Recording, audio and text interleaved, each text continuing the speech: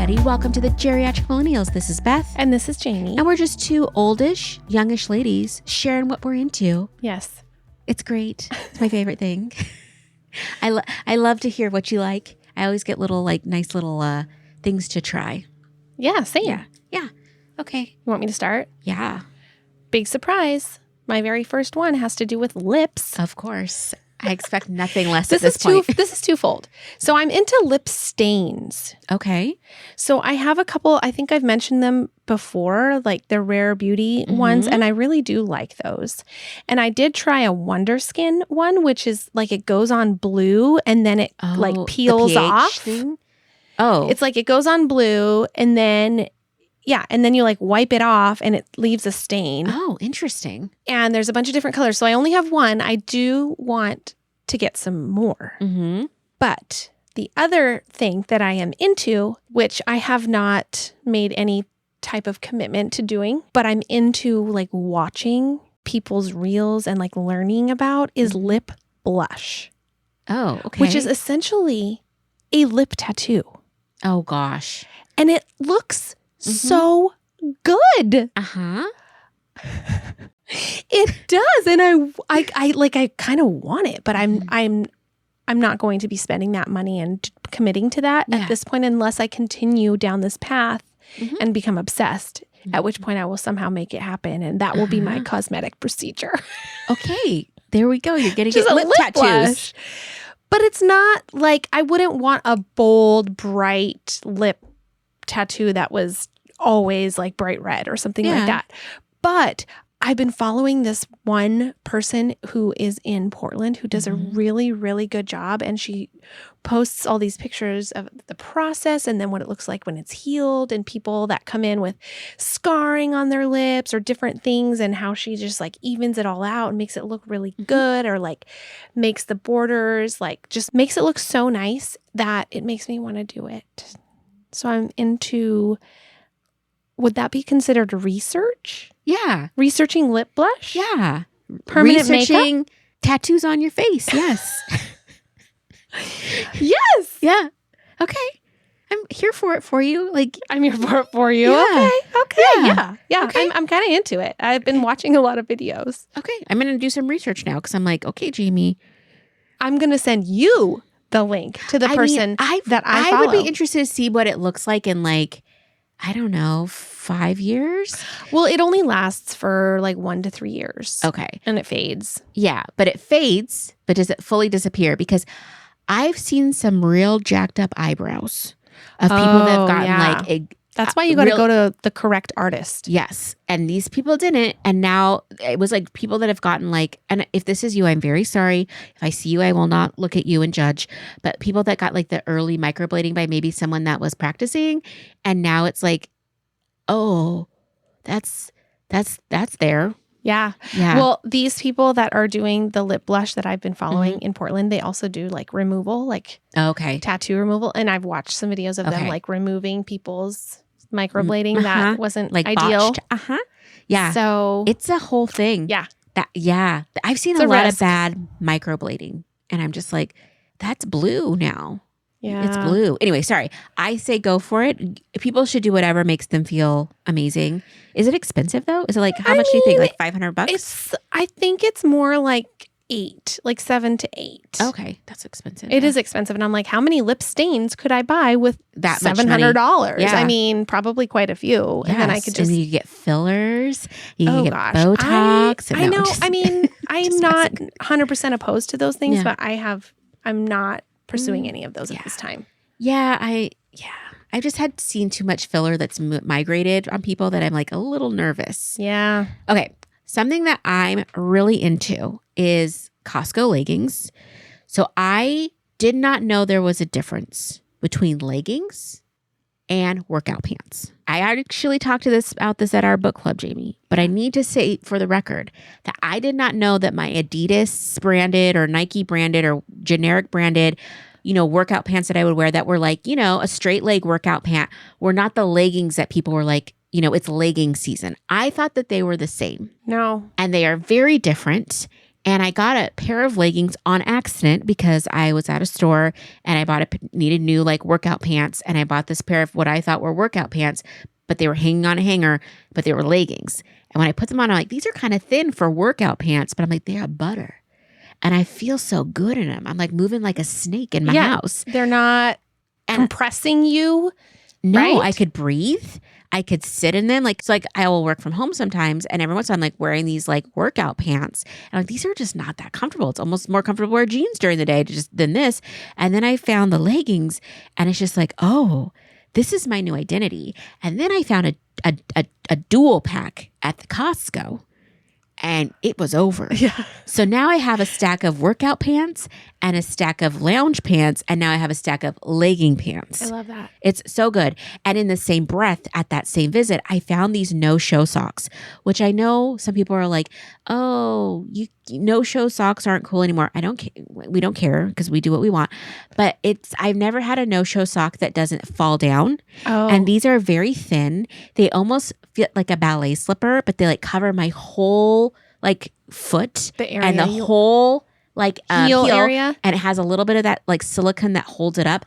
And I feel like I'm walking around my house. I'm wearing them right now, like a little ballet dancer because they're all in like nude tones too. So I'm like pointing my foot and I'm just like, because sometimes it's a little cold to not wear a sock, but it's too warm right now for a slipper.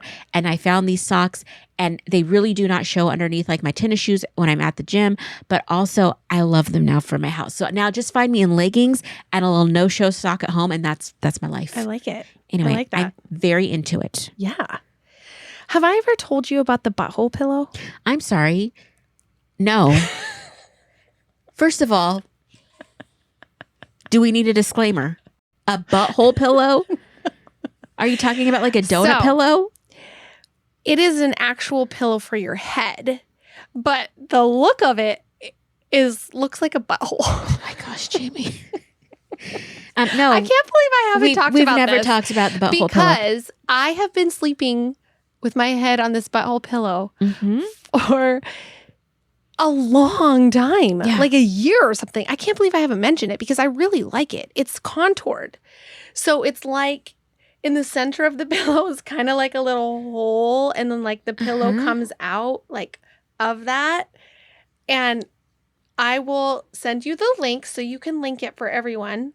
And when you see it, you'll be like, oh, that's why she's calling it that. I did not come up with the term butthole pillow. Oh. I was influenced by somebody who referred to it as that. And I thought it was funny. And so I will continue that trend. And I really like it. It's very comfortable for my neck because I'm a side sleeper. And I was always trying to bunch my pillow up to just be, the right support, like under my neck, but not too high and blah, blah, blah. But this one is like contoured. So like my head goes down and it comes right up where I want it. I'm into it. I love that. Yeah. Okay. I have a very basic take, but there was a Netflix movie that came out called K-pop Demon Hunters. Yes.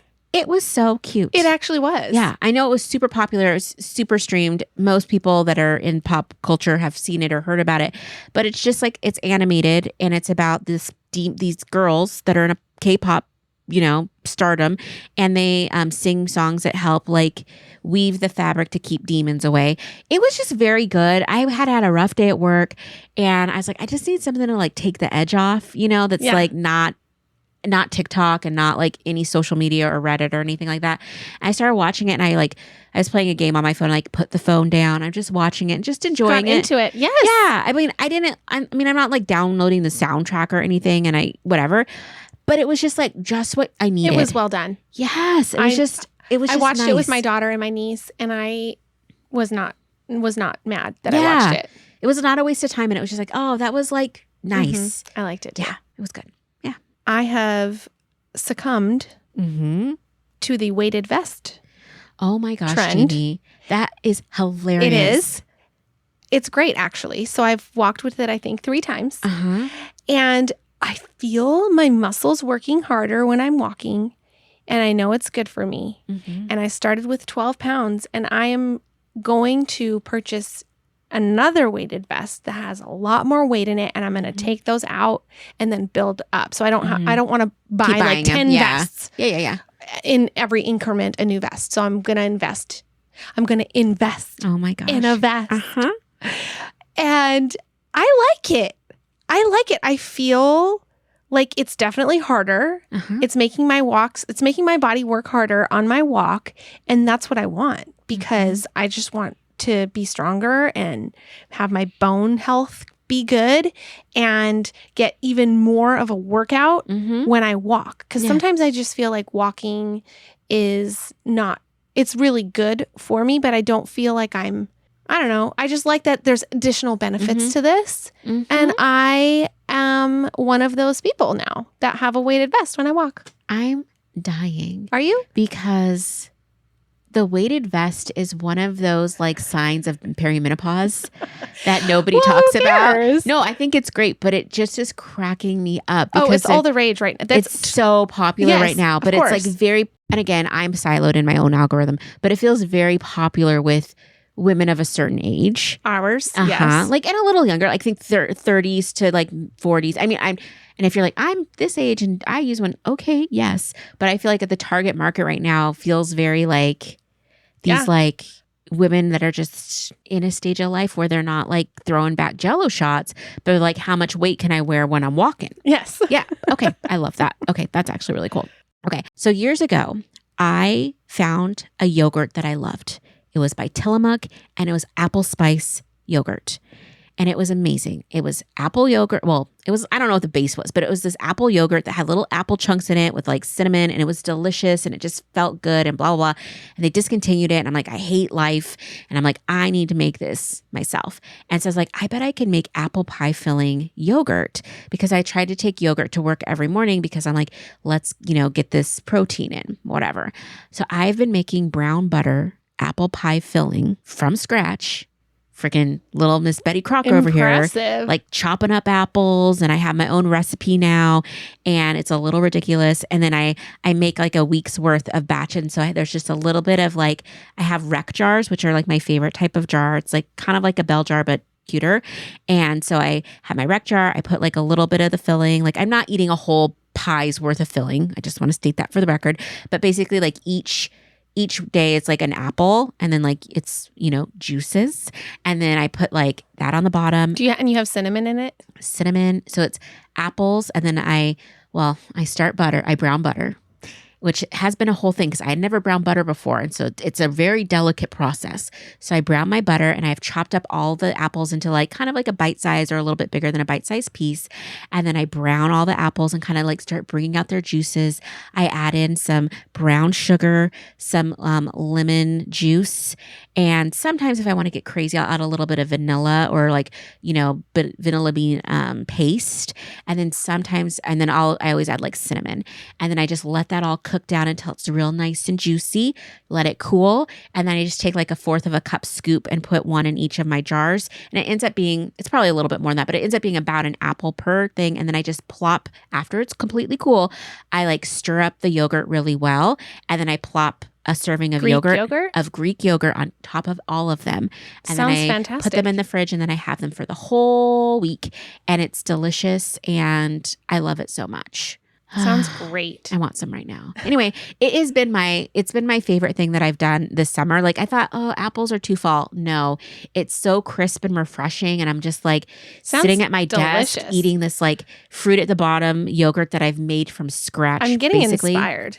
Yeah, I'm basically Martha Stewart. Like, I think I should have my own cooking show. But yeah, I'm just kind of obsessed with it. I'm obsessed with cheap towels. Why? Because they are so much better than the thick, fluffy bath towel. I am over the thick, fluffy bath towel that doesn't dry, that takes up so much room in the washing machine. I'm over them. And then they don't like, so I always buy white towels, and then over time they just get dingy, and I've tried stripping them or I bleach them or whatever, and they just never go back.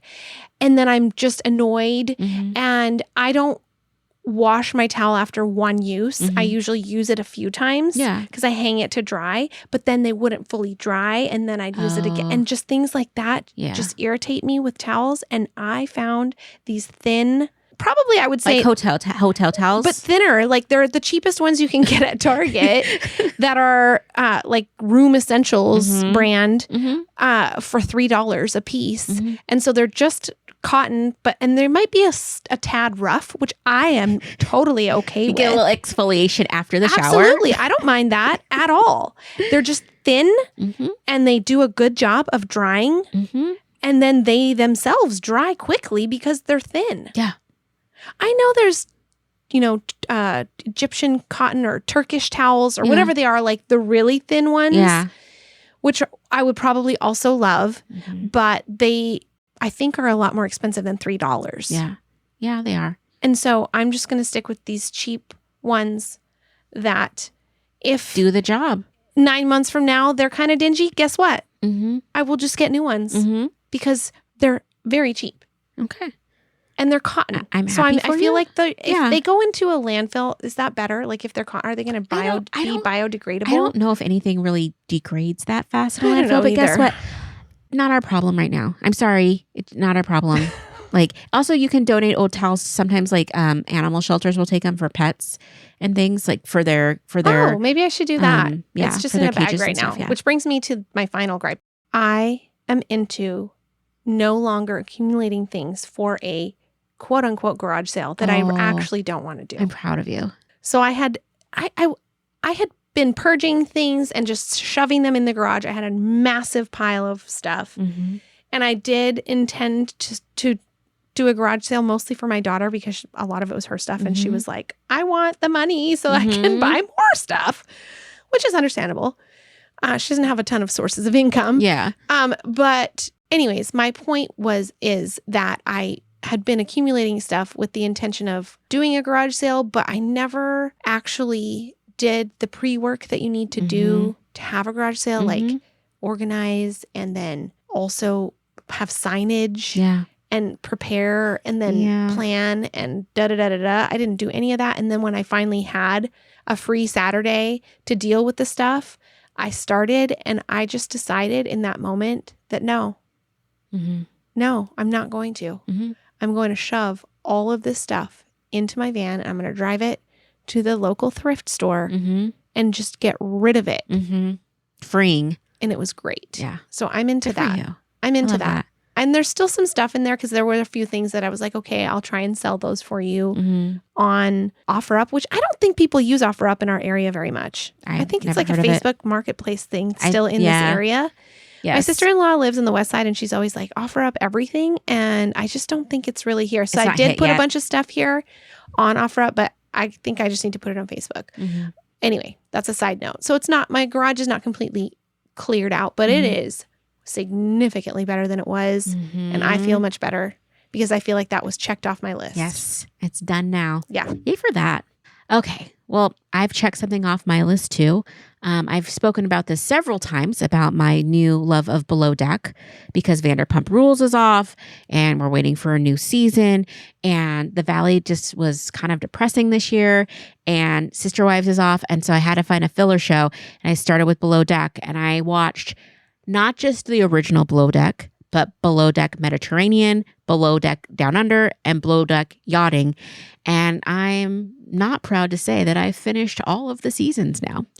So I think I have maybe one last straggler episode here and there that I skipped because I was bored. But I literally have no reality shows to watch right now because I finished Below Deck. I'm not proud of it because I watched essentially like years of programming in a matter of weeks. I was supposed to come home at night and do tasks, work on the podcast, put clips up. Hey, we're going to share this thing on our Instagram. That didn't happen because I was watching Below Deck. Now, could I have been watching it in the background while like on my computer and like doing other things? Of course. Did I know? No, I was invested in Below Deck. As I'm watching the show, I'm looking everybody up on their Instagram. I'm finding out where are they at now, backstories. It was not an obsession, but definitely a vice. So anyway, that's what I am into. And I'm also very sad about. Yeah. Oh, okay. So what are you going to do now? I mean, there's new shows always on the horizon. Okay. So I'm very excited for, I don't know exactly when it's starting, but like whenever, Real Housewives of Salt Lake City start up, we are getting new Vanderpump, I think, this year. So that's a whole new cast. So that'll be exciting. Those are basically it for right now. Okay. Yeah. Okay. Anyway, it's good. Hey, if you're enjoying this podcast and would like to support our show, you can share episodes with your friends and family, follow us on Instagram at the Geriatric Millennials, or leave us a positive review and rating, all which help us to grow. Our theme music was created by the Finley Ghost, so check out their latest album now. Thank you so much.